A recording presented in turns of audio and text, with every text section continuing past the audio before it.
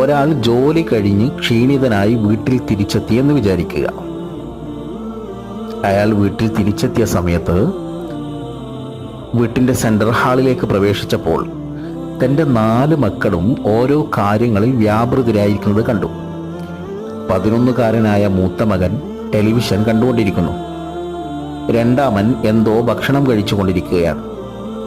3-ാമൻ കളിപ്പാട്ടങ്ങളോടൊപ്പമാണ്. 4-ാമൻ എഴുതിക്കൊണ്ടിരിക്കുന്നു.